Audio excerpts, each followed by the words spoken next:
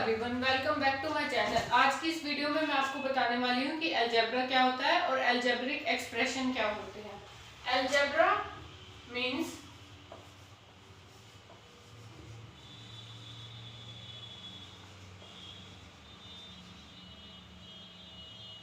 बीजगणित, इसको हम बीजगणित बोलते हैं। बीजगणित मतलब इसमें एक कांस्टेंट होता है और एक वेरिएबल होता है। One is constant, it contain two values.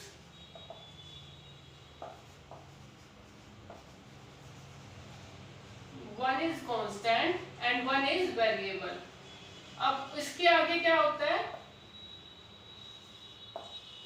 Is variable, एक वेरिएबल होती है और एक कांस्टेंट होती है। और अलजेब्रा का ओरिजिन कहाँ से हुआ था? अलजेब्रा एक अरेबिक वर्ड से आया था जिसका मतलब है अल जब्रवाल, जो कि एक बुक लिखी गई थी। बुक में क्या था? बुक में अल जब्रवाल को कहते थे मुकाबला। अरेबिक में अल जब्रवाल को कहते थे मुकाबला। तो अल जब्रवाल से ही अलजेब्रा निकल के आया, मतलब कंपटीशन। जब किसी चीज का कंपटीशन होता था, अल जब्रवाल, तो ये वहीं से ही निकल के आया है। उसमें एक कांस्टेंट हो गया, और बीज मतलब कांस्टेंट एंड गणित मतलब जब बीज गणित मतलब जब कांस्टेंट और वेरिएबल का मिक्सचर होता है तो उसको बीज गणित कह देते हैं। अब इसमें आता है इसमें 4 टर्म्स आती हैं: मोनोमियल, बायोनोमियल, ट्रायोनोमियल एंड पॉलिनोमियल। अब मोनोमियल क्या होता है? Monomial contains single value,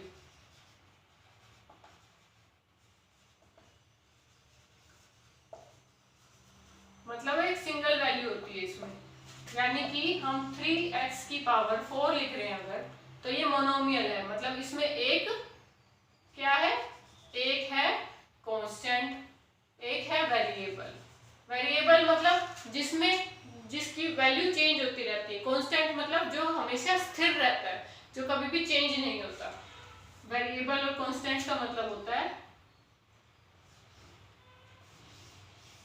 constant means that remains same, और वेरिएबल का मतलब that varies, मतलब चेंज होते रहना, उसको हम कहते हैं कांस्टेंट और वेरिएबल। 2 चीजें आती हैं, कांस्टेंट, वेरिएबल, जो कि सबसे ज्यादा इंपॉर्टेंट होती है अलजेब्रा में। अब उसके अलावा क्या आते हैं? कांस्टेंट और वेरिएबल के अलावा monomial, binomial. Binomial contain 2 values.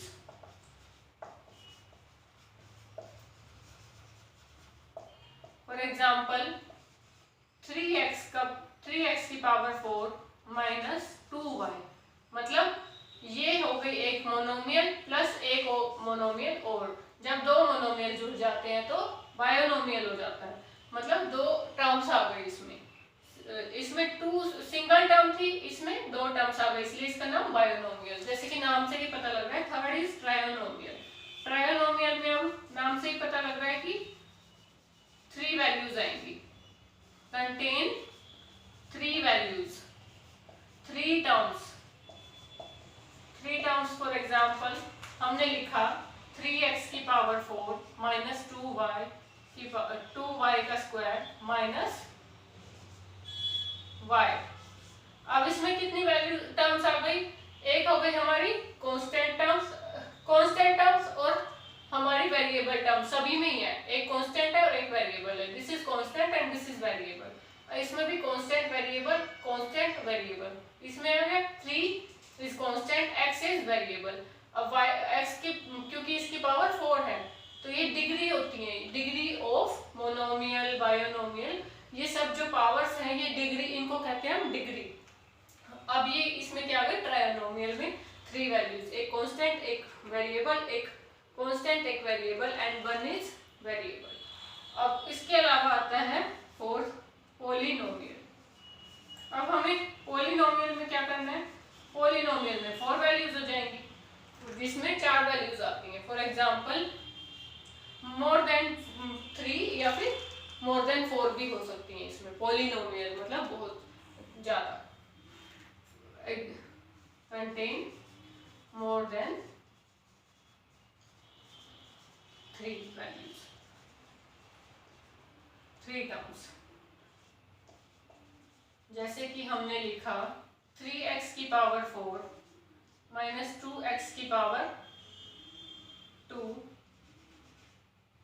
2x की पावर 3 माइनस x की पावर 2 माइनस x, या फिर प्लस x या माइनस x। हम प्लस भी ले सकते हैं इसमें और माइनस भी ले सकते हैं। तो इट मीन्स ये पॉलिनोमियल की वैल्यू आ गई।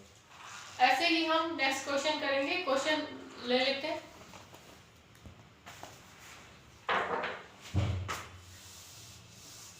इससे रिलेटेड कुछ क्वेश्चंस करते हैं।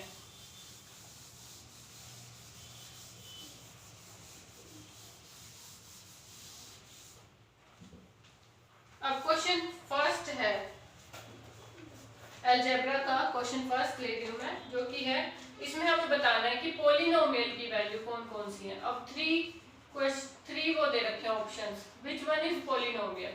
अब हमें बताना है 5 माइनस 7x, क्या ये पॉलिनोमियल है? ये पॉलिनोमियल नहीं है, दिस इज नॉट पॉलिनोमियल। क्यों? क्योंकि इसमें 2 ही वैल्यूज हैं। पॉलिनोमियल में आती हैं more than 2 values, more than 2 या फिर 3, मोर देन 3 वैल्यूज को हम पॉलिनोमियल में यूज करते हैं। अब इसमें है y क्यूब माइनस 16y का स्क्वायर प्लस 16y का स्क्वायर माइनस 11। क्या ये पॉलिनोमियल है? Yes, it is polynomial because it has more than 2 values. जब 2 से ज्यादा वैल्यूज है, 3 and 2, 3 और 2 वैल्यूज हैं इसमें, इसलिए इसको हम पॉलिनोमियल कहते हैं। अब कुछ और क्वेश्चंस करते हैं हम, जिससे कि आपको और ज्यादा क्लियर होगा। इसमें लिखा है select the like term in which polynomial if any. अब होती है लाइक टर्म्स और अनलाइक टर्म्स। लाइक टर्म्स क्या होती हैं? लाइक टर्म्स फॉर एग्जांपल हमने पहले लिखा है 3x का स्क्वायर माइनस 2x का 3x का क्यूब माइनस 2x का स्क्वायर माइनस x, ये लाइक टर्म हो गई, जिसमें हमें पहले क्यूब लिखेंगे, पहले सबसे बड़ी वैल्यू लिखेंगे, फिर छोटी, फिर उससे छोटी, मतलब x की पावर 1 हो गई। अगर ओनली सिंगल x लिखा है तो ये x की पावर 1 मानी जाती है। तो ये हो गई लाइक टर्म। अब अनलाइक टर्म कौन सी होती है? अनलाइक टर्म को हम, जो अरेंज नहीं होती, किसी तरीके से अरेंज नहीं होती, वो होती है अनलाइक टर्म्स। फॉर एग्जाम्पल जैसे कि लिखा है